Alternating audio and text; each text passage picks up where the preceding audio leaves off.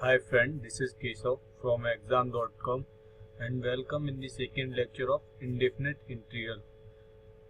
इससे पहले मैं सजेस्ट करूंगा कि आपने रिवीजन नोट्स वाला हमारा लेक्चर देख रखा हो ताकि आपको ट्रिक्स वाला लेक्चर ज़्यादा अच्छे से समझ आ चुके। हम ट्रिक्स वाले लेक्चर को दो पार्ट्स में डिस्कस करेंगे। पहले पार्ट में हम डिस्कस करेंगे various techniques of integration, integration by substitution, integration by parts and integration by partial fraction. फिर हम दूसरा लेक्चर लेंगे। दूसरा लेक्चर में वेरियस आपकी जो डिफरेंट टाइप्स ऑफ इंटीग्रेशन है वो हम डिस्कस करेंगे। Integration involving trigonometric functions, integration of rational functions और कुछ मिसलेनियस प्रॉब्लम भी डिफरेंट टाइप की हम डिस्कस करेंगे। तो पहले लेक्चर के जो नोट्स है आपको वो exam.com/12727 पर मिल जाएंगे और जो दूसरा लेक्चर है उसके नोट्स आपको exam.com/13052 पर मिल जाएंगे।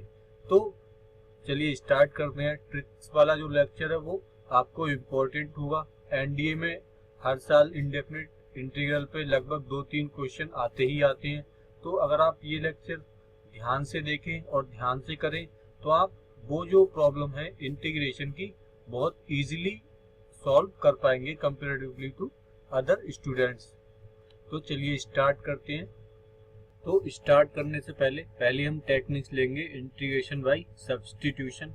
और उसको स्टार्ट करने से पहले जो जैसे हमने रिवीजन वाले में मैंने एक लिस्ट बनाई थी आपको, उसमें से कुछ इम्पोर्टेंट सब्स्टिट्यूशन यहाँ हम डिस्कस कर रहे हैं। ये वाली जो लिस्ट है कुछ उनमें से ही इम्पोर्टेंट सब्स्टिट्यूशन लिए गए हैं। जैसे जब भी आपको इंटीग्रेशन में इस तरह की चीज दिखे a² - x² या a² - x² या a² - x² या इसके स्क्वायर रूट दिखे स्क्वायर रूट में, तो आप x = a sin theta put करें। a sin थीटा पुट करने से क्या होगा, वो a से a कॉमन हो जाएगा और cos theta cos square theta आ जाएगा और स्क्वायर रूट उसको सॉल्व हो जाएगा, तो a cos थीटा का कुछ टर्म आ जाएगा। फिर जब भी प्लस में हो x² + a² हो या स्क्वायर रूट x² + a² हो, 1/√x² + a² हो, तो इसमें x = a tan theta put करें। तो क्योंकि a tan थीटा पुट करेंगे तो a² कॉमन आ जाएगा और 1 + tan स्क्वायर थीटा आपका हो जाएगा sec स्क्वायर थीटा और उसे सॉल्व कर लेंगे।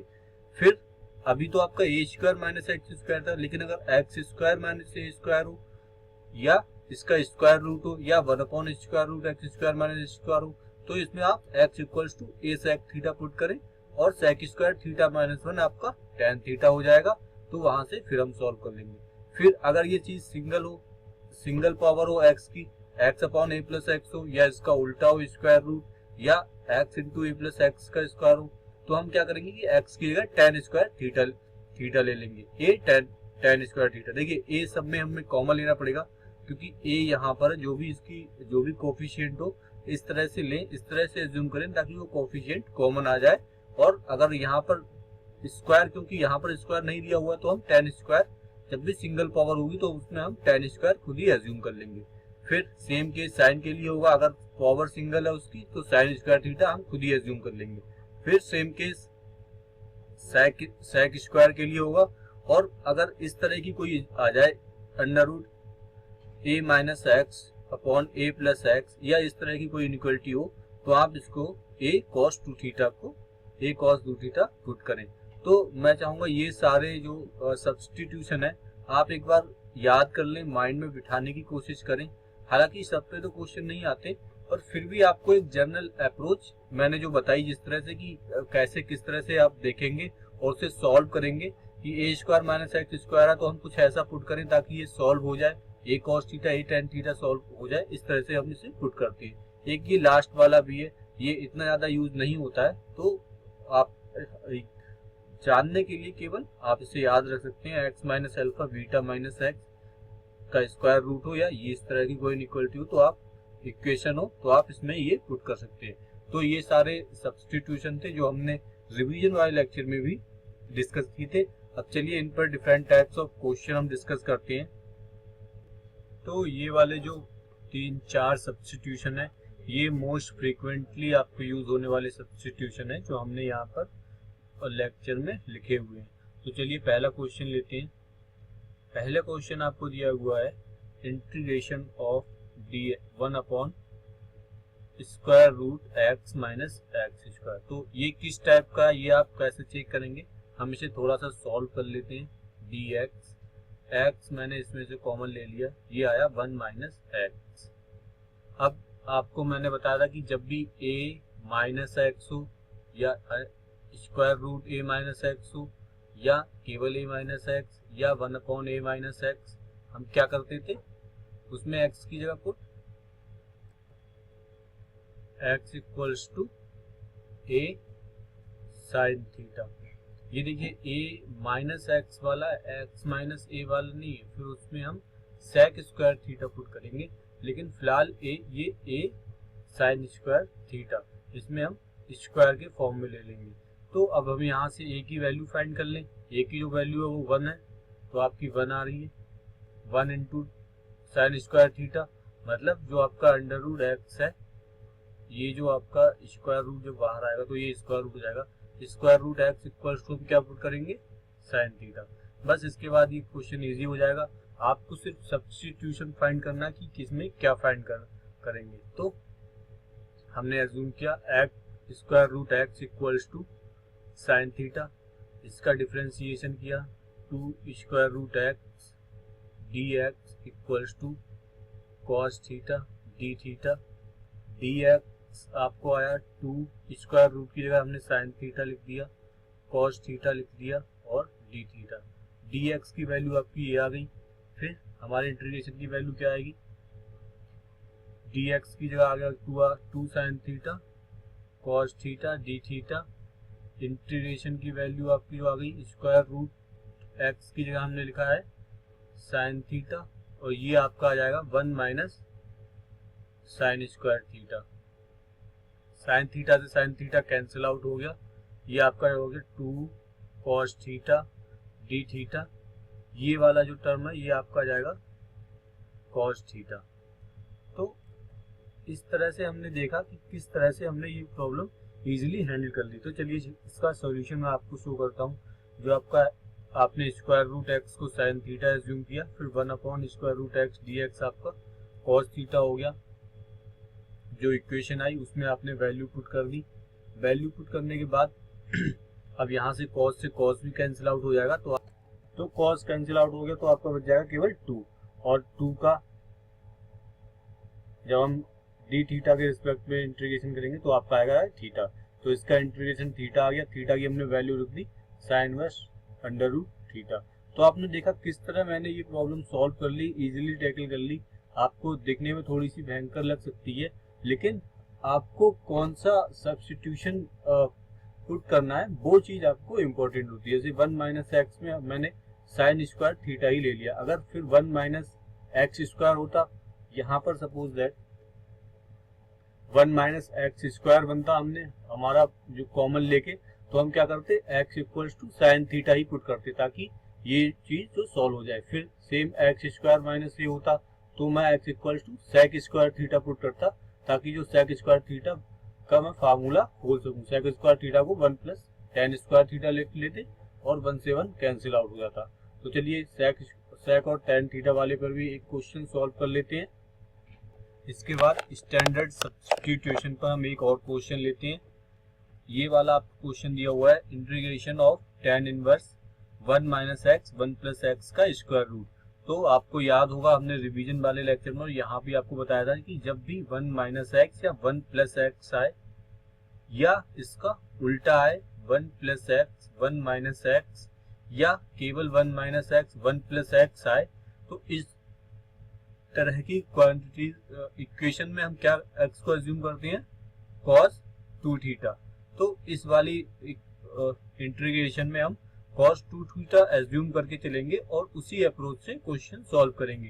तो जो मेन थीम होती है सब्स्टिट्यूशन के क्वेश्चन को करने के लिए, वो सिर्फ आपको भी क्या पुट करना है वो चीज अगर आपको पता चल गई तो आप इजीली उस क्वेश्चन को कर सकते हो। तो इसका सॉल्यूशन जो है वो डिस्कस कर लेते हैं। तो हमने x को क्या रखेंगे, हम x equals to cos 2 theta, बस simple x equals to cos theta. तो dx आपका क्या आ जाएगा 2 माइनस 2 साइन 2 थीटा, क्योंकि साइन कॉस का जो डिफरेंशिएशन होगा वो आपका माइनस साइन 2 थीटा हो जाएगा और 2 थीटा का 2 आगे आ जाएगा आपका। तो इसमें हमने अपने इंटीग्रेशन में वैल्यू पुट करी 1 माइनस एक्स 1 प्लस एक्स, इसमें आपने रखा कॉस 2 थीटा। अब ये वाला जो फॉर्मूला है अंडर रूट और dx की जगह आपका क्या आ गया, ये माइनस 2 साइन 2 थीटा। अब ये बहुत इजी क्वेश्चन बन गया। आपको पता है कि जब भी कॉस 2 थीटा या कॉस थीटा के साथ जब 1 आता है तो हम इसे कैसे रन करते हैं, इसे हम लिख लेंगे 1 माइनस 2 साइन स्क्वायर थीटा, इसे हम लिख लेंगे 2 कॉस स्क्वायर थीटा माइनस 1। तो इस तरह से हमारा ये जाएगा tan inverse square root 2 sine square theta upon 2 cos square theta minus 2 sine 2 theta into d theta. तो इसके बाद ये वाला जो 2 से 2 कैंसिल आउट हो जाएगा और जो स्क्वायर रूट है वो स्क्वायर से कैंसिल आउट हो जाएगा। तो ये आपका बन जाएगा tan थीटा इंटू जो बाहर आपका रह गया माइनस 2 साइन 2 थीटा। तो tan inverse theta tan theta आप अब ये वाली जो चीज है वो थीटा बन जाएगी, फिर थीटा इंटू 2 थीटा, फिर आपका जो एक्सप्रेशन आ जाएगा वो 2 into theta into sine 2 theta. अब ये यहाँ से जो क्वेश्चन है वो इंटीग्रेशन बाई पार्ट से होगा। फिलहाल जैसे हमने पहले लेक्चर में डिस्कस किया था कि किस तरह से हम इसको डील करते हैं, हम फर्स्ट और सेकेंड फंक्शन के अप्रोच से डिस्कस करते हैं। इसको हम डिटेल में सेकेंड हेडिंग में पढ़ेंगे, लेकिन फिलहाल अब क्योंकि इस क्वेश्चन में आ गया तो मैं आपको एक पहली अप्रोच यहाँ बता रहा हूँ। तो फर्स्ट और सेकेंड फंक्शन, जैसे मैंने वहां पर आपको बताया था कि सेकेंड फंक्शन उस फंक्शन को मानते हैं जिसका हमारा इंटीग्रेशन करना इजी हो। तो हम यहाँ पर फर्स्ट फंक्शन थीटा को एज्यूम कर लेते हैं और साइन 2 थीटा को हम सेकेंड फंक्शन एज्यूम कर लेते हैं। आप उल्टा भी करके इसको सॉल्व कर सकते हो क्योंकि यहाँ पर दोनों फंक्शंस का इंटीग्रेशन करना इजी है। तो सिंपल माइनस टू आपका बाहर रख दिया, माइनस 2 बाहर करके हमने थीटा को फर्स्ट फंक्शन एज्यूम किया और कॉस थीटा को हमने सेकेंड फंक्शन एज्यूम किया। तो इस तरह से जैसे देखिए माइनस 2 अपने बाहर रख दिया, तो sorry theta into sine 2 theta d theta, इसको फर्स्ट फंक्शन इसको सेकेंड फंक्शन कैसे करते थे हम, माइनस 2 आपका बाहर ही जाएगा, थीटा फर्स्ट फंक्शन आपका ऐसे ही लिखा, सेकेंड फंक्शन का इंटीग्रेशन आपका आएगा कॉस 2 थीटा बाई 2, फिर माइनस फर्स्ट फंक्शन का differentiation with respect to theta आपका आ जाएगा 1 इंटू सेकेंड फंक्शन का इंटीग्रेशन, फिर आपका कॉस थीटा बाई 2 माइनस इसमें और डी थीटा। तो ये वाला जो एक्सप्रेशन है वो आपका ये आ जाएगा। माइनस जब आपसे मल्टीप्लाई होगा ये प्लस हो जाएगा, ये वाला माइनस माइनस प्लस हो जाएंगे, फिर ये माइनस अंदर मल्टीप्लाई होगा तो फिर से ये प्लस हो जाएगा। तो इस तरह से हमारा ये वाली जो वैल्यू आ जाएगी इस तरह से इंटीग्रेट करने पर। फिर हम इसे और सिंप्लीफाई कर लेंगे और इसके बाद थीटा की वैल्यू रख देंगे। थीटा की जो हमने कॉस थीटा को हमने क्या माना था, एक्स माना था, तो कॉस 2 थीटा को हमने एक्स एज्यूम किया था, तो कॉस 2 थीटा की जगह हमने एक्स रख दिया। फिर तो इसके बाद हमारा जो cos 2 थीटा उसकी जगह हमने x पुट कर दिया, x आ गया आपको। और अगर हम इस यहाँ से थीटा की वैल्यू आप पुट कर दो, 2 थीटा आपका आ जाएगा cos इनवर्स x और थीटा आपका आ जाएगा cos इनवर्स x बाई 2, वो आपने यहाँ पर पुट कर दिया। ये वाले 2 से पहले 2 कैंसिल आउट हो गया, फिर ये वाला जो 2 आएगा वो यहाँ पर आ गया आपका 1/2। फिर आपका जो cos 2 थीटा है इसका इंटीग्रेशन आपका आ गया साइन 2 थीटा अपॉन 2, 1/4 हो जाएगा। इस 2 से ये 2 कैंसिल हो जाएगा तो केवल 2 बचेगा और आपने सारी वैल्यू लिख दी। साइन 2 थीटा की वैल्यू आप कैसे रखेंगे, यहाँ पर इसे लिखेंगे cos 2 थीटा। cos 2 थीटा को आप लिख लेंगे साइन 2 थीटा को आप लिख लेंगे 1 माइनस cos 2 थीटा का स्क्वायर का अंडर रूट और फिर आपको इसकी वैल्यू पुट कर देंगे। तो इस तरह से वैल्यू पुट करेंगे और आपको आंसर आ जाएगा। तो इस तरह से आपने देखा कि कितनी इजीली हमने ये सारी प्रॉब्लम कर ली इंटीग्रेशन बाय सब्स्टिट्यूशन से। बस इंटीग्रेशन बाय सब्स्टिट्यूशन में मेन थीम आपकी यही है कि आपको वो जो वैल्यू पुट करनी है वो आपको सही पता हो, और अगर जब भी आप वैल्यू पुट कर दोगे तब उस क्वेश्चन में कुछ नहीं रह जाता, सिर्फ सिंप्लीफिकेशन करना रह जाता है और सिंप्लीफिकेशन आप इजीली करके उस क्वेश्चन का आंसर कर सकते हो। तो इसकी और ज्यादा प्रॉब्लम्स हम मस्ट डू वाले लेक्चर में डिस्कस करेंगे। फिलहाल हम सब्स्टिट्यूशन के कुछ अदर पार्ट्स में चल रहे हैं। ये वाला जो पार्ट था वो हमने डिस्कस किया था integration by substitution by standard substitution. आपको पता था स्टैंडर्ड चीजें 1 माइनस एक्स या 1 प्लस एक्स या ए स्क्वायर प्लस एक्स स्क्वायर आपको पता है, और हमने पहले बोला हुआ है कि ये चीजें ही पुट करनी है, और आपने वो चीजें ही पुट करके आप आंसर कैलकुलेट कर लेंगे। नेक्स्ट जो आपका पार्ट है सब्स्टिट्यूशन का, वो आपका डायरेक्ट सब्स्टिट्यूशन। जब आपको रिवीजन में हमने बताया था, जब आपका एफ डैश एक्स हो और एक्स भी हो तो आप एफ एक्स को वहां पर थीटा या टी एज्यूम करके करें। तो चलिए उसका एग्जाम्पल ले लेते हैं। तो ये इंटीग्रेशन ऑफ सब्स्टिट्यूशन का डायरेक्ट मेथड है, जिसमें आपको जो एफ डैश ऑफ एक्स है वो आपका दिया रहता है। कैसे देखेंगे, ये अगर tan इनवर्स टी है तो इसका जो डिफरेंशिएशन है वो आपको किसी ना किसी फॉर्म में दिया रहता होगा। तो इसमें आप डायरेक्ट सब्स्टिट्यूशन में ये चीज ये होती है कि आपको जो फंक्शन का इंटीग्रेशन आपको दिया होगा। जैसे यहाँ पर tan इनवर्स एक्स है, इसका जो डिफरेंशिएशन है वो आपको गिवन है। तो डिफरेंशिएशन गिवन होने से क्या फायदा होता है, जब भी हम x को इसको t मानते हैं, लेट अस सपोज हम यहाँ पर tan इनवर्स x को t माने, तो आपको इसका जो डिफरेंशिएशन है x square 1 plus x square d x equals to d t, तो ये वाली जो चीज है वो आपको गिवन है, क्योंकि ये पूरी जो चीज है वो आपको गिवन है। तो हम F dash of x d x की जगह हम इस पे सीधे ही डी टी पुट कर देते हैं, इसीलिए हम इसको डायरेक्ट सब्स्टिट्यूशन मेथड कहते हैं। तो अब क्वेश्चन इजी है, आप इसको टी पुट कर लीजिए और 1 upon x square d x आपका डी टी हो गया। तो आपका सॉल्व होके क्या आएगा, टी क्यूब, क्योंकि ये पावर 3 है, और इसकी जगह अब इस पूरे की जगह आप रख देंगे डी टी सिंपल। आपका टी क्यूब का आया T 4 upon T to the power 4 upon 4 plus C, और टी की आप वापस वैल्यू रख दें और इस क्वेश्चन को सिंप्लीफाई कर लें।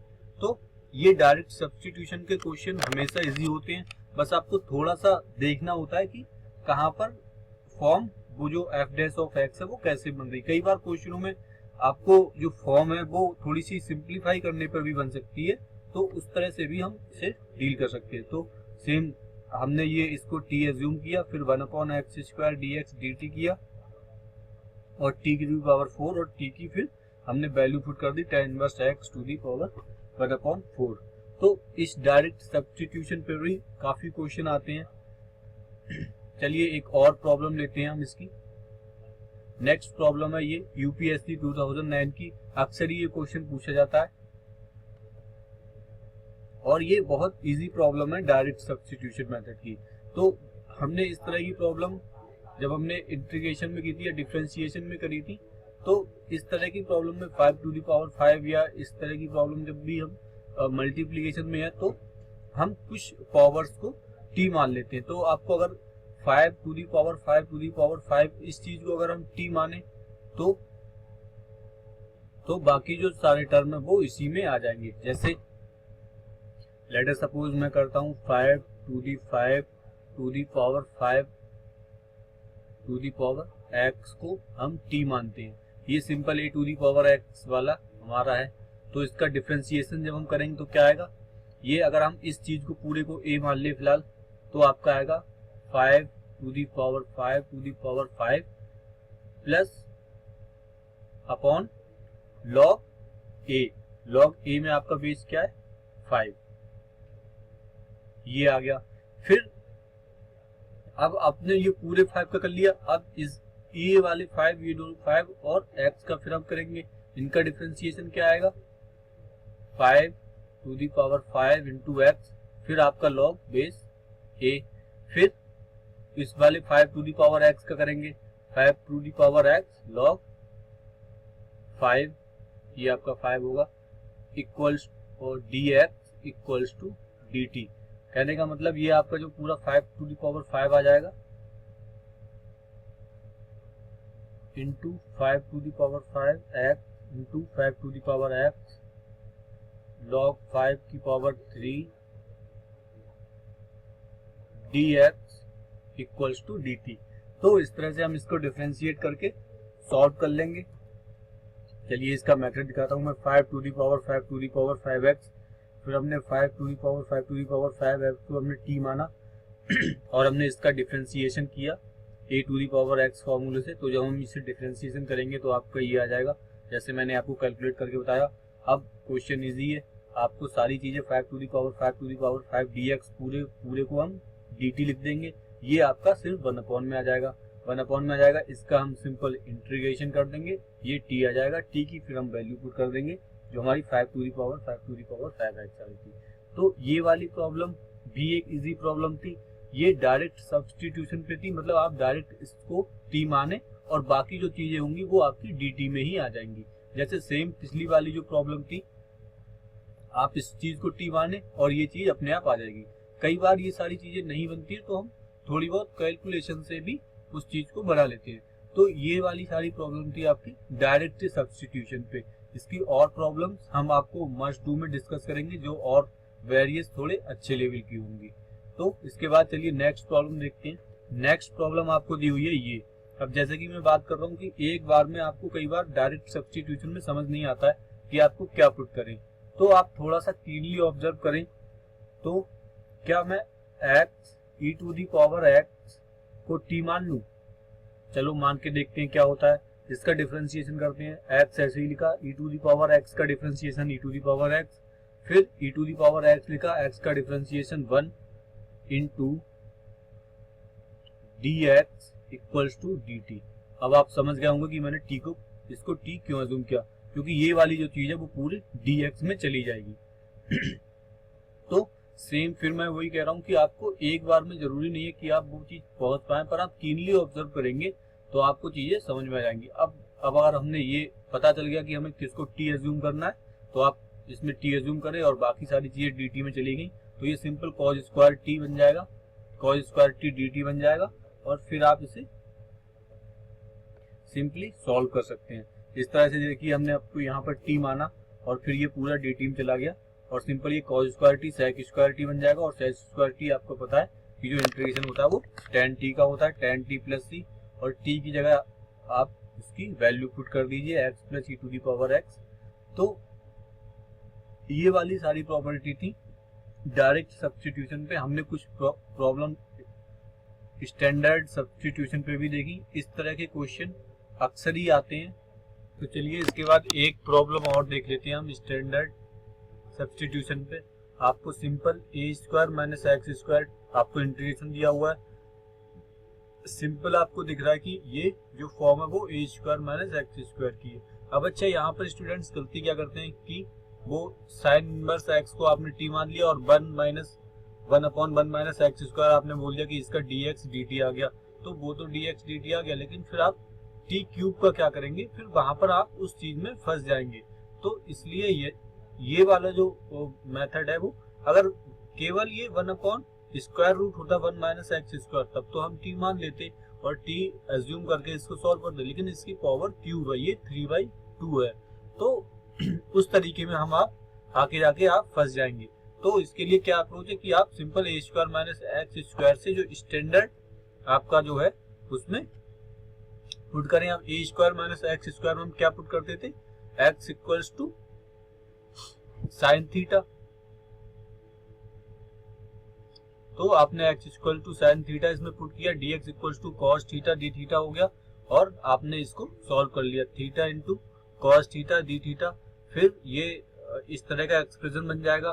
फिर सेम इंटीग्रेशन बाई पार्ट्स, पहले हम इसको फर्स्ट फंक्शन एज्यूम किया, इसको सेकंड एज्यूम किया, फिर इसका क्या आएगा, फर्स्ट को हमने ऐसे ही लिखा, सेकंड का इंटीग्रेशन किया आपका tan x माइनस फर्स्ट का डिफरेंशिएशन 1, सेकंड का इंटीग्रेशन tan x और उसको इंटीग्रेशन के अंदर dx डी थीटा। तो आपका आ जाएगा, पहले थीटा आपने ऐसे ही लिखा, फिर इसका इंटीग्रेशन किया tan थीटा माइनस फर्स्ट का डिफरेंशिएशन, सेकंड का इंटीग्रेशन, फिर थीटा tan थीटा और इसका जो इंटीग्रेशन आता है ln sec x या माइनस ln cos x। तो सिंपल आपने x की वैल्यू पुट कर दी और आपका आंसर आ गया। इस क्वेश्चन को लेने का मेरा पर्पस यही था कि आप उस चीज से कंफ्यूज ना हो। जब भी f डैश x आपको पूरा दिया हो, केवल f डैश x दिया हो, तभी आप डायरेक्ट सब्स्टिट्यूशन के मेथड को अपनाएं, अदरवाइज आप स्टैंडर्ड सब्स्टिट्यूशन से जा सकते हैं। तो अब नेक्स्ट हम देखते हैं इंटीग्रेशन बाय पार्ट्स। इस वाले इंटीग्रेशन पे हम कुछ क्वेश्चन करेंगे, लेकिन चलिए उससे चलने से पहले हमने आपको जो प्रैक्टिस प्रॉब्लम दी हुई है वो आपको मैं एक अच्छी प्रॉब्लम है उसमें से आपको मैं हिंट देता हूँ। पहली प्रॉब्लम है, ये इजी प्रॉब्लम आप खुद कर लेना, यूपीएससी 2009 की है। यूपीएससी की बहुत ज्यादा प्रॉब्लम एनडीए में रिपीट होती है, same as it is problem repeat होती है। ये वाली जो इसके बाद वाली जो प्रॉब्लम है यूपीएससी 2010 की, ये मैं आपको दिखाता हूँ। ये वाली प्रॉब्लम सेम इस ईयर में आई है 2017 में, और ये यूपीएससी 2010 की है। तो ये बहुत इजी प्रॉब्लम थी, बस आपको इंटीग्रेशन का डायरेक्ट मेथड आना चाहिए। तो जैसे कि मैं कह रहा था, ये प्रॉब्लम आप कैसे सॉल्व करेंगे? सिंपल, आप e to the power x to the power e है और e to the power x है, और ऊपर आपने देखा कि ये x to the power e minus 1 है और ये e to the power x minus 1 है, मतलब ये इसका डिफरेंशिएशन ही कहीं ना कहीं होना चाहिए। तो ये आपको, ये जब आपने एज्यूम कर देख लिया, ऑब्जर्वेशन ले लिया, तो फिर आपको सिंपल हो गया। आपने सोचा कि x to the power e और e to the power x का डिफरेंशिएशन ही कहीं ना कहीं होना चाहिए, तो ये डायरेक्ट सब्स्टिट्यूशन की प्रॉब्लम है। तो आप यहाँ पर simple e to the power x और e to the power x को, x to the power e और e to the power x को t एज्यूम करके चले, और जब आप सिंपल इसे सॉल्व करते जाएंगे आपका आएगा e आगे आ जाएगा e minus 1 plus e to the power x dx equals to dt। जब आप इसे आगे सिंप्लीफाई करेंगे, तो थोड़ा और सिंप्लीफाई करने पर आप खुद ट्राई करें इस प्रॉब्लम को, तो ये इस फॉर्म में बन जाएगी। तो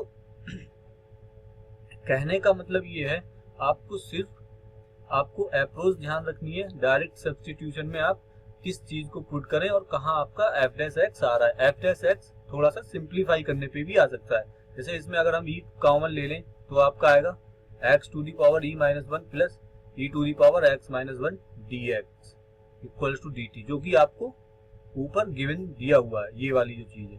तो अब आपने e कॉमन ले लिया, ये पूरा dx dt आ गया, और तो आपका 1/t dt आ जाएगा। तो ये प्रॉब्लम बहुत इजी प्रॉब्लम थी, 2010 में आई यूपीएससी में, फिर एनडीए में भी सेम रिपीट हुई। इसके बाद नेक्स्ट जो प्रॉब्लम आपको दी हुई है वो sine inverse 2x upon 1 plus x square की है। आप x को tan थीटा एज्यूम करके, ये एक स्टैंडर्ड सब्स्टिट्यूशन की प्रॉब्लम है, tan थीटा एज्यूम करके आप इसको सॉल्व कर सकते हैं। अब नेक्स्ट हम देखते हैं इंटीग्रेशन बाय पार्ट्स, और प्रोडक्ट में जब हो तब आप उन चीज को कैसे सॉल्व करेंगे। तो चलिए इस पर कुछ क्वेश्चन लेते हैं अच्छे। चलिए पहली प्रॉब्लम देखते हैं इंटीग्रेशन बाय पार्ट्स पे। तो इंटीग्रेशन बाय पार्ट्स में आप आइलेट्स से भी जा सकते हैं जो होता है, लेकिन ये भी ये तो एक याद रखने की ट्रिक हो गई, लेकिन मैं आपको बताता हूँ कि आप हमेशा फर्स्ट वाला जो फंक्शन है वो माने जिसका डिफरेंशिएशन आपको हो जाए, और सेकेंड वाला जो फंक्शन है क्योंकि उसका इंटीग्रेशन होता है, तो सेकेंड वाला जो फंक्शन ऐसा माने जिसका इंटीग्रेशन हो जाए। या मैं दूसरी शब्दों में से कहूँ कि सेकेंड वाला फंक्शन हमेशा इजी फंक्शन माने, ताकि आपको उसका डायरेक्ट इंटीग्रेशन पता हो। अब जैसे इसमें tan इनवर्स x है, तो हम इसे क्या लिख लेते हैं, tan इनवर्स x इंटू 1। अब अगर आपको देखने से ही पता चल जाएगा, फॉर्मूला याद रखने की आपको कोई जरूरत नहीं है, आप सिंपल देख के बता दोगे कि tan इनवर्स x डॉट 1 में आपको किसका इंटीग्रेशन सिंपली पता है, तो आपको 1 का इंटीग्रेशन सिंपली पता है, तो आप इसको सेकेंड फंक्शन मान सकते हैं और इसको फर्स्ट फंक्शन एज्यूम कर सकते हैं। तो कहने का मतलब सिर्फ ये है कि फर्स्ट फंक्शन आप उसे माने जिसको इंटीग्रेशन आपको जिसको नहीं करना है, क्योंकि फर्स्ट फंक्शन का आपको डिफरेंशिएशन करना है। तो बस इसके बाद ये प्रॉब्लम सिंपल हो जाएगी। लेकिन अगर आप उल्टा इस क्वेश्चन को कर दोगे, अगर आप इसको आप फर्स्ट फंक्शन मान लिया, इसको सेकेंड फंक्शन मान लिया, तब आप फंस जाएंगे, क्योंकि पहले टर्म में ही फर्स्ट फंक्शन ऐसे ही लिखा जाता है, फिर सेकेंड का इंटीग्रेशन आता है। अब tan इनवर्स x का तो आपको ऑलरेडी नहीं पता है जिसका कैलकुलेट कर रहे हैं, और उसी का प्रॉब्लम में आ गया, तो ये प्रॉब्लम में आप फंस जाओगे, ये गलत अप्रोच है। तो हमेशा ध्यान रखें कि फर्स्ट फंक्शन उस फंक्शन को माने जिसका डिफरेंशिएशन इजी हो। आप आइलेट्स से भी जा सकते हैं, इन वाले फंक्शन को हमेशा फर्स्ट फंक्शन एज्यूम करें। चलिए ये वाली प्रॉब्लम देखते हैं।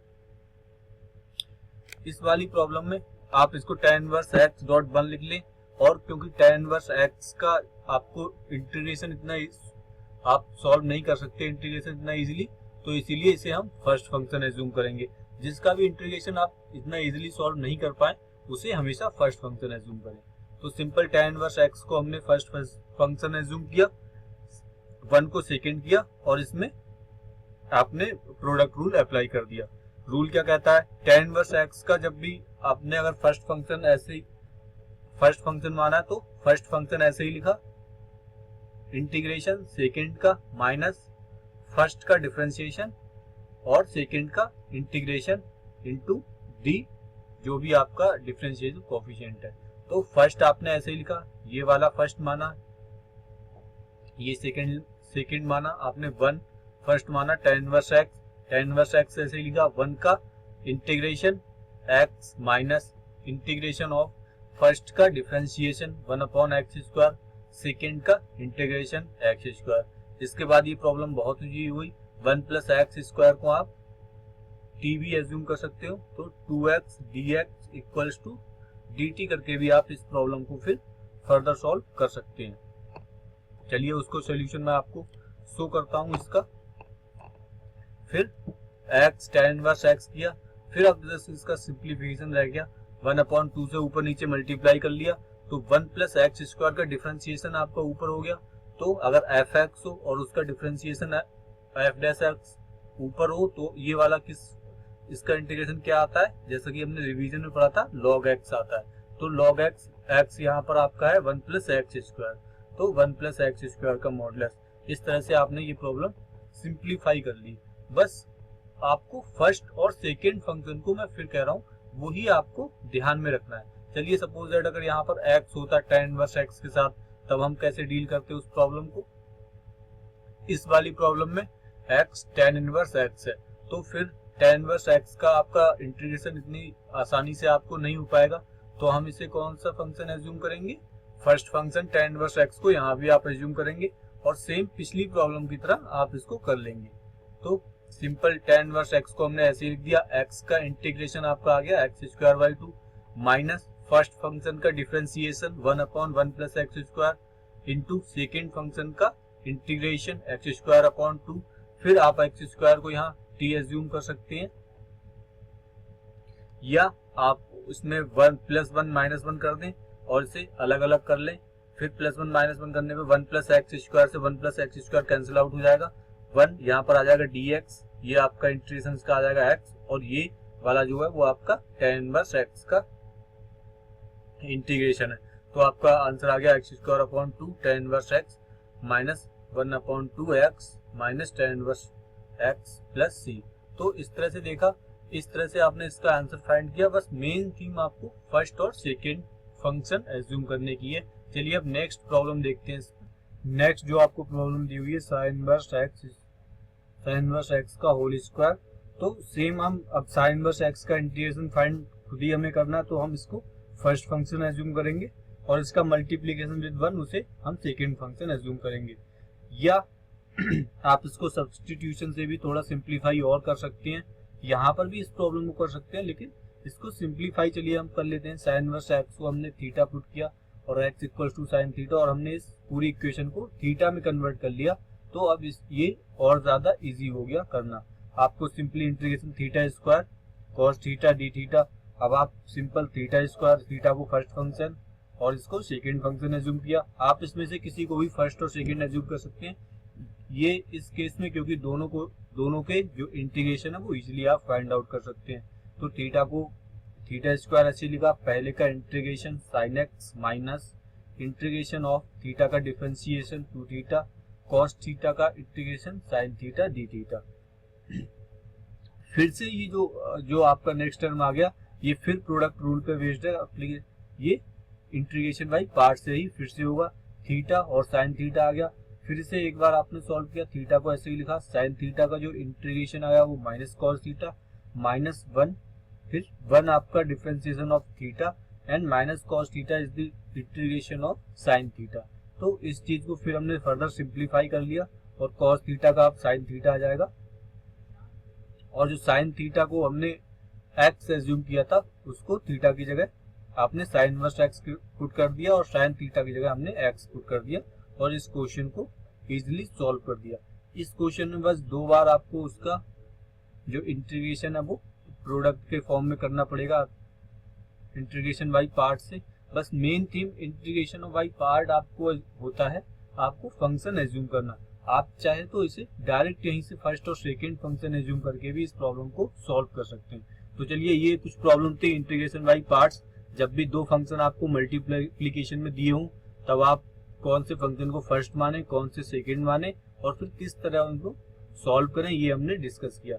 नाउ थर्ड है, थर्ड आपका जो इंटीग्रेशन है वो इंटीग्रेशन बाई पार्शियल फ्रैक्शन। उसके मेथड देखते हैं और उसके कुछ अच्छे एग्जाम्पल डिस्कस करते हैं। तो अब हम चलिए चलते हैं नेक्स्ट इंटीग्रेशन, इंडेफिनिट इंटीग्रेशन की स्ट्रेटजी पे। नेक्स्ट मेथड पे वो है integration by partial fraction. Partial fraction का मतलब क्या है? जब भी आपको डिनोमिनेटर आपका पार्ट्स उसके डिनोमिनेटर के हो जाए, जैसे x प्लस 2x प्लस 3, तो हम इसका पार्शियल फ्रैक्शन कर लें और इस चीज को सॉल्व कर लें। इस तरह के इंटीग्रेशन जो भी आते हैं, या आपका इंटीग्रेशन आपको फाइंड करना है x plus 1, x plus 2, x plus 3। Denominator में जो x की पावर है वो ज्यादा है और न्यूमरेटर में जो आपकी x की पावर है वो कम है। यहाँ 3 है, यहाँ 1 है। अगर सपोज दैट आपकी जो पावर है वो इक्वल हो जाए, यहाँ x प्लस 1, x प्लस 2 और यहाँ x माइनस 1 और x प्लस 3। अब इस चीज को हम कैसे सॉल्व करेंगे? इसे हम सॉल्व करेंगे, अब हम इस पूरे को ओपन कर लेंगे। ये आएगा x square plus 1, 3x plus 2 और ये इसमें भी एक इक्वेशन आ जाएगी आपकी x square plus 2x minus 3। इसको हम कैसे सॉल्व करेंगे? हम इसको इस वाली चीज को इससे डिवाइड कर देंगे और डिवाइड करके कुछ आपका रिमाइंडर आएगा, डिवाइड करके जो कुछ आपका डिविडेंड आएगा plus reminder upon x square plus 2x minus 3। फिर हम इसका इंटीग्रेशन करेंगे। इस जो भी आपका जो डिवाइड करके जो भी आंसर आएगा वो तो कांस्टेंट आएगा। मान लीजिए 2 आया तो आपका फिर इसका इंटीग्रेशन हो जाएगा 2x और इसको रिमाइंडर वाले को कुछ आएगा और यहाँ पर फिर से हम इसके पार्शियल फ्रैक्शन कर लेंगे x प्लस 1 और x प्लस 2। फिर पार्शियल फ्रैक्शन वाला इसमें मेथड लगा देंगे। तो पहली चीज तो ये, जब डिनोमिनेटर की पावर ज्यादा है तो हम डायरेक्ट इसको यूज करेंगे। जब डिनोमिनेटर और न्यूमरेटर की पावर इक्वल है तो हम उसे डिवाइड कर लेंगे। लेकिन क्या हो अगर ऊपर वाला जो है आपका न्यूमरेटर उसकी पावर ज्यादा हो, x प्लस 3, और नीचे वाले की पावर कम हो, सेम जैसे हमने यहाँ पर किया, हम वही मेथड यूज करेंगे। हम अब इस चीज को इजीली इससे डिवाइड कर सकते हैं। मान लीजिए ऊपर x की पावर 4 है, नीचे केवल x है, तो सिंपल ये डिवाइड हो सकता है। तो ये जब भी ऊपर पावर हो ज्यादा हो या ऊपर और नीचे न्यूमरेटर और डिनोमिनेटर में आपकी पावर इक्वल हो, तब आप उस चीज को डिवाइड कर लें। नॉर्मली पार्शियल फ्रैक्शन के क्वेश्चंस में आपको डिनोमिनेटर की पावर ज्यादा ही मिलेगी। तो इस तरह के क्वेश्चन में हम पार्शियल फ्रैक्शन का मेथड यूज करते हैं और आपको देखकर ही समझ में आ जाएगा। तो चलिए ये वाला क्वेश्चन लेते हैं। आपको दिया हुआ है e to the power x 1 plus e to the power x 2 e to the power x। आपको देख के ही समझ में आ गया कि अगर मैं simple e to the power x को t मान लूं तो e to the power x dx, ये जो पूरा है e to the power x dx, ये आपका dt हो जाएगा। अब सिंपल है, आपने e to the power x dx dt हो गया 1 upon 1 plus t 2 plus t dt। अब देखिए यहाँ से जो पार्शियल फ्रैक्शन का मेथड है वो मैं मेथड आपको एक बहुत इजी मेथड बता रहा हूँ। हालांकि जो उसका प्रॉपर मेथड है पहले हम वो डिस्कस करेंगे, पहले मैं आपको वो शो करूंगा। उसके लिए प्रॉपर मेथड के लिए आप इसको a और b एज्यूम करें। इसको हम अलग लिख लेते हैं 1 अपॉन, इसे मैं क्लियर करता हूँ। ये आपका आया dt 1 plus t into 1 plus 2t। तो आप इसे जितने भी जो हमारी ब्रैकेट होती है उनको हम अलग अलग कोफिशिएंट के साथ अलग अलग 1 अपॉन में लिख लेते हैं। इस चीज को हमने लिख लिया 1 upon a plus 1 plus t plus b 2 plus t। फिर सिंपल इसको मल्टीप्लाई किया, ये वाला जो ये 1 होगा आपका i की जगह, क्योंकि यहाँ पर 1 है। हमने इसे इस चीज को इधर मल्टीप्लाई किया, इससे इधर मल्टीप्लाई किया, तो आपका क्या आएगा? आपको जो a से जब इधर मल्टीप्लाई किया तो 1 प्लस टी से 1 प्लस टी कैंसिल आउट हो गया और आपका आ गया 2 plus T, a into 2 plus T, इसी तरीके से b इंटू 1 प्लस टी। अब आपने सिंपल क्या किया, t इक्वल्स टू -1 पुट किया। क्यों t इक्वल्स टू -1 पुट किया? क्योंकि हमारा जो b में मल्टीप्लीकेशन है वो 1 प्लस टी से मल्टीप्लीकेशन है। तो क्योंकि v वाले पार्ट को अगर हमें 0 बनाना है तो हम t इक्वल्स टू -1 रखेंगे, t इक्वल्स टू -1 रखेंगे तो आपका आ जाएगा 1 इधर आ जाएगा और t equals to -1, a equals to आपका आ जाएगा 1। फिर t इक्वल्स टू -2 रखेंगे तो ये वाला पार्ट आपका 0 हो गया। फिर -2 पे क्या आएगा, b इंटू -1 इक्वल्स टू 1, तो b आपका आ गया -1। और फिर हम यहाँ इस a और b की वैल्यू सॉल्व रख देंगे, पुट कर देंगे, a की वैल्यू 1, b की वैल्यू -1 और फिर हम इसे इंटीग्रेट कर लेंगे। इंटीग्रेशन 1/1 प्लस टी के फॉर्म को क्या आएगा, लॉग के फॉर्म में इसका इंटीग्रेशन आता है, log 1 प्लस टी, इसका हो गया log 2 प्लस टी। फिर सिंपल आप t की वैल्यू रख दें उसमें, लॉग के फॉर्मूले से फर्दर और सिंप्लीफाई कर लिया, 1 plus T upon 1 plus 2 T और उसके बाद इसकी वैल्यू रख दी। तो ये आपने देखा कि किस तरह से इजी प्रॉब्लम थी, लेकिन आपको इतना ए और बी करने की एग्जाम में जरूरत नहीं है। ये अगर 2 ब्रैकेट वाला क्वेश्चन है तो आप इसको डायरेक्टली लिख सकते हैं। डायरेक्टली लिखने के लिए आपको क्या करना होगा उसकी मैं आपको मेथड बता रहा हूँ। अगर आपको दिया हुआ है 1 plus T into 2 plus T, आप सिंपल इसे लिख लीजिए 1/1 प्लस टी, ये 1 नहीं है, यहाँ पर आपने प्लस लिख लिया 1/2 प्लस टी। अब आपको 1 प्लस टी के ऊपर का कोफिशिएंट निकालना है, तो आप क्या करें कि 1 प्लस टी आपको जो भी है इस पूरी ब्रैकेट को 0 पुट किया तो t इक्वल्स टू आया -1, t इक्वल्स टू 1 सामने वाली ब्रैकेट में रख दें, ये उस वाली ब्रैकेट को छोड़ के, क्योंकि हमने इस वाली ब्रैकेट को 0 पुट किया है तो हम 1 प्लस टी को छोड़ देंगे, 1 प्लस टी को हमने छोड़ दिया, जो बचा उस एक्सप्रेशन में हमने t इक्वल्स टू -1 रखा, t इक्वल्स टू -1 रखा तो ये आ गया 1/2 -1 यानी 1/1 यानी 1, मतलब ये वाला जो कोफिशिएंट आ गया वो 1 आ गया। फिर इस वाले कोफिशिएंट के लिए हम क्या करेंगे, इस वाली ब्रैकेट को 0 रखेंगे, 0 रखने पर आ गया t इक्वल्स टू -2। फिर ये 2 प्लस टी का यहाँ टर्म होगा उस चीज को हम छोड़ देंगे, बाकी एक्सप्रेशन में हम t इक्वल टू -2 रखेंगे, बाकी एक्सप्रेशन आपका क्या बचा 1 प्लस टी। इसमें 1 प्लस टी में t इक्वल्स टू -2 आ गया रखा तो हमने आ गया 1/-1, मतलब आपका आ गया -1। तो इस अप्रोच से आपने देखा कि मैंने सिंपल बिना a और b लिखे और बिना ये सब सारी चीजें करें, मैंने यहाँ से डायरेक्ट ये वाली चीज लिख ली और फिर डायरेक्ट इसका लॉग इंटीग्रेशन करके लॉग के फॉर्म में आ गया। तो आपको ये वाली ट्रिक हमेशा याद रखनी है कि किस तरह से आपको करें। एग्जाम में आपके पास इतना ज्यादा टाइम नहीं होता है कि आप सारी चीजें ए और बी के फॉर्म में रखें और फिर सारी चीजें आप करें। तो चलिए ये वाली मेथड में आगे और क्वेश्चंस में भी डिस्कस करूंगा तो आपको वहां ज्यादा क्लियर होगा। इसके बाद चलिए हम नेक्स्ट प्रॉब्लम देखते हैं। नेक्स्ट आपको दिया हुआ है x² plus x⁴ plus x² - 2। जैसे कि हम पहले भी डिस्कस कर चुके हैं कि x² को हम इसमें x² को t भी एज्यूम कर सकते हैं या हम x² के साथ डायरेक्ट भी चल सकते हैं, क्योंकि t एज्यूम कर लेंगे तो भी वही चीज है या t बिना एज्यूम करे भी। तो अब क्योंकि नीचे पावर इसमें भी ज्यादा है तो हम इसके कोफिशिएंट बना लेंगे, ब्रैकेट बना लेंगे। वो क्या करेंगे x² माइनस उनका बन गया x+1 x -1 x² + 2। अब ये एक ब्रैकेट सॉल्व नहीं हो रही है तो जैसे कि हमने पहले बताया था, तो जब भी एक ब्रैकेट सॉल्व नहीं हो तो आपको उसको कैसे लिखना है, ax + v की फॉर्म में उसे लिखना है। तो आपने सिंपल इस एक्सप्रेशन को इक्वल किया, a/x - 1 v/x+1 plus cx + d x² + 2। Same आपने ऐसे लिख लिया। अब आप a और b की कैलकुलेशन आप इधर इसमें मल्टीप्लाई कर दीजिए, मल्टीप्लाई डिवाइड करके जब आप सॉल्व करेंगे तो जो आपकी कोफिशिएंट की इक्वेशन आएगी वो इस तरह से आपको पता ही है कैसे सॉल्व करते हैं। इसे मल्टीप्लाई डिवाइड कर दिया और आप पुट करते गए, x = -1 पुट किया, फिर x = 1 पुट किया, फिर इसके लिए आपने सॉल्व किया और आपके कोफिशिएंट ये a = 1/6, b = -1/6, c = 0, d = 2/3 आ गए। ये सारे कोफिशिएंट हमने इसमें रिस्पेक्टिव में रख दिए और हमने इसका इंटीग्रेशन कर दिया। log x - 1 इसका आएगा -log x + 1 ये जो है x square plus A square की फॉर्म है, तो इसका tan इनवर्स आएगा 1/a tan inverse X by A. तो इस तरह से ये इसका आंसर आ गया। चलिए अब बात रह गई आपके कोफिशिएंट फाइंड करने की।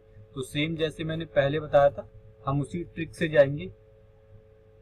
आपको ये एक्सप्रेशन गिवन दिया हुआ है, आपने इसको ऐसे लिख लिया x minus 1 plus x plus 1 plus x square plus 2। अब यहाँ के कोफिशिएंट निकालने के लिए हम क्या करेंगे, इस वाली टर्म को हम 0 रखेंगे। 0 रखने का मतलब x equals to 1, x equals to 1 रखेंगे। इस वाले टर्म को हम छोड़ देंगे, बाकी में x इक्वल्स टू 1 रखेंगे। तो आपका आ गया ये, यहाँ पर मैं इसकी कैलकुलेशन करता हूँ। 1 का स्क्वायर 1, x इक्वल्स टू 1 रखा तो ये आ गया 2 प्लस 3 यानी 1/6। इसका जो कोफिशिएंट आ गया वो डायरेक्टली 1/6 आ गया। फिर x इक्वल्स टू -1 रखेंगे, क्योंकि हम इस ब्रैकेट को 0 रखेंगे। तो x इक्वल्स टू -1 रखा तो हमने x प्लस 1 वाले को छोड़ दिया। फिर अपने इसकी कैलकुलेशन करिए, आप क्या है x स्क्वायर -1, तो -1 का स्क्वायर 1 प्लस -1 -2, फिर आपको रखा 1 प्लस 3 यानी ये वाला जो आपका कोफिशिएंट आ गया वो -1/6। अब vx प्लस सी के लिए, bx प्लस सी या cx प्लस डी की जो फॉर्म है वो थोड़ी आप इम्पोर्टेंट है, उसकी आप ट्रिक ध्यान से देखें। तो उसके लिए चलिए हम कैसे करेंगे, उसके लिए मैं बताता हूँ आपको। तो cx प्लस डी अगर आप ध्यान से देखें तो नीचे भी आपका जो है एक्स स्क्वायर है और ऊपर भी आपका एक्स स्क्वायर है। और अगर आप इन टर्म को और सॉल्व कर लें तो ये भी एक्स स्क्वायर -1 क्या नहीं लिखा हुआ है, मतलब हर जगह ही एक्स स्क्वायर है, मतलब सिंगल एक्स का टर्म आपका नहीं बच रहा है। आप हर जगह एक्स स्क्वायर कर सकते हैं। तो हमेशा ध्यान रखें, जब भी एक्स स्क्वायर बन जाए हर जगह तो वहां सी की वैल्यू हमेशा वहां 0 आती है। और डी की वैल्यू कैलकुलेट करने के लिए आपको simple x square equals to -2 put करना है। अब आप कहेंगे कि एक्स स्क्वायर इक्वल्स टू -2 तो हो ही नहीं सकता। तो हाँ, नहीं हो सकता, लेकिन ये सिर्फ एक ट्रिक है, ये सिर्फ एक आपको मेथड बताया जा रहा है कि आपको डील कैसे करना है एग्जाम में। आप एक्स स्क्वायर को, तो यहाँ पर क्योंकि हर जगह एक्स स्क्वायर बनना है तो सी की वैल्यू 0। हम नेक्स्ट एक क्वेश्चन और भी लेंगे जिसमें एक्स स्क्वायर नहीं बनेगा, वहां आपको बताएंगे कि सी की वैल्यू कैसे निकाली जाए। प्लस अब यहाँ पर बन गया एक्स स्क्वायर तो सी की वैल्यू 0, प्लस जो डी की वैल्यू है उसके लिए आप एक्स स्क्वायर इक्वल्स टू -2 रखें। एक्स स्क्वायर इक्वल्स टू -2 रखेंगे तो आप कैसे करेंगे इसको, ये आपको आ गया -2, फिर एक्स स्क्वायर -1 -2 -1, फिर एक्स स्क्वायर की जगह -2 इस वाले में रख सकते हैं, नहीं रख सकते हम इस वाले में। जैसे मैंने पहले बताया जो सेम ब्रैकेट होती है उसमें नहीं रखते, तो आपका आंसर आ गया 2/3। तो आपका जो कोफिशिएंट आ गया वो 2/3। आपने यहाँ पर जो कोफिशिएंट आया, ए की वैल्यू 1/6, बी की वैल्यू -1/6, सी की वैल्यू 0 और डी की वैल्यू 2/3। अब आप देखें कि हमने कितनी इजीली और कितनी कम टाइम में हमने ये वाले सारे कोफिशिएंट कैलकुलेट कर लिए। 1/6, -1/6, 0 और 2,3 जो कोफिशिएंट आपको इन 4 इक्वेशन को सॉल्व करने के और इतनी लंबी चौड़ी कैलकुलेशन करने के बाद फाइंड हुए। अब आप सिंपल ये एक्सप्रेशन पे आप सिंपल यहाँ पर पहुंच गए। अब यहाँ पर पहुंचने के बाद आप इसको इंटीग्रेट कर दें। तो ये जो अप्रोच है बहुत एग्जाम में बहुत ही काम आती है।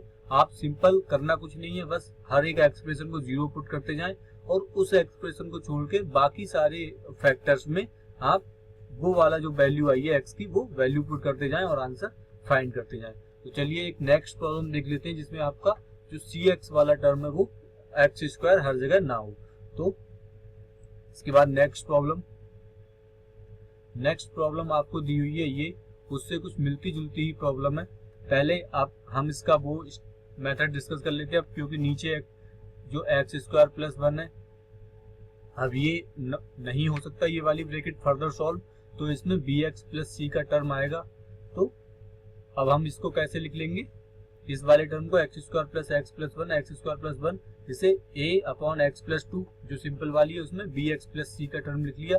फिर सिंपल वही मेथड है जो हमारा मेथड हुआ करता था, हमने इसमें इधर इसमें गुणा करी और इसमें इधर मल्टीप्लीकेशन किया और इस चीज को सॉल्व किया। तो सॉल्व करके आप x इक्वल्स टू -2 पुट किया और फिर एक रिलेशन आएगा आपका, फिर आपने कोफिशिएंट इनके कंपैरिजन कर लिए और फिर इस तरह से आपने 3 इक्वेशन बनाई और तीनों के अलग अलग कोफिशिएंट निकाल लिए और उनमें वैल्यू पुट कर दी। वैल्यू पुट करने के बाद आपका जो आया 3/5 x + 5, ये वाली जो चीज हो गई ये लॉग की चीज हो गई। और जो आपका नीचे वाला एक्सप्रेशन आया इसको हम t मान के भी कर सकते हैं। तो ये वाला आपका आ गया log x + 2, नीचे वाला आ गया आप यहाँ पर इसको 2x को, क्योंकि इसका 2x + 1 का डिफ्रेंसिएशन x² + 2 x² + 1 का डिफ्रेंसिएशन 2x आ रहा है, तो हमने 2x को ऐसे ही रहने दिया प्लस 1/5 x + 1 को अलग अलग कर लिया। ये log x² + 1 हो गया, ये 1/5 tan इनवर्स x हो गया। तो सिंपल आपने इसे सॉल्व कर लिया। अब मेन जो थीम थी इसकी वो आपको इस वाले मेथड से नहीं आना है, जो हम ट्रिक में लेक्चर डिस्कस कर रहे हैं, ट्रिक बता रहा हूँ मैं, उस मेथड से जाना है।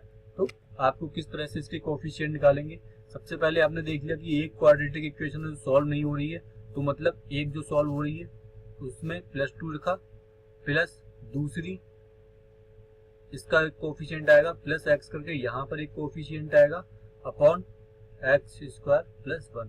तो इसमें हम कैसे करेंगे, इसको 0 रखा, x = -2 आया, x + 2 को छोड़कर हर जगह x = -2 रखते हैं, तो आपकी इसकी वैल्यू क्या आएगी 4 - 2 + 1 और 4 + 1। इस वाले में हम नहीं रख सकते।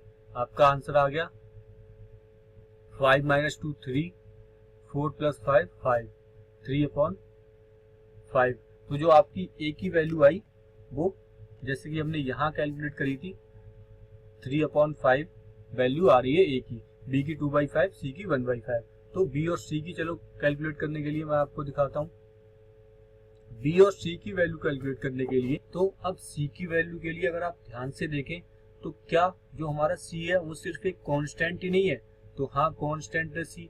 तो c की वैल्यू कैलकुलेट करने के लिए अगर आपकी a की वैल्यू आ चुकी है तो आप इस एक्सप्रेशन में 0 पुट कर दें with the value of a। कैसे करेंगे वो, आपका ये जो एक्सप्रेशन आ रहा है इसमें x की जगह 0 पुट किया आपने c की वैल्यू के लिए, तो c की वैल्यू के लिए ये आ गया 1 प्लस इसमें आपको 0 पुट किया 0 + 1 प्लस 0 + 2 आपका आ गया 2 इक्वल टू a की वैल्यू आपकी है 3/5 अपॉन x + 2 का 2 इधर आ गया ये, और यहाँ पर आपको 0 पुट किया, फिर 0 + 1 आपको जो b वाला टर्म है वो भी 0 आया क्योंकि हमने x की जगह 0 पुट कर दिया इक्वल टू c।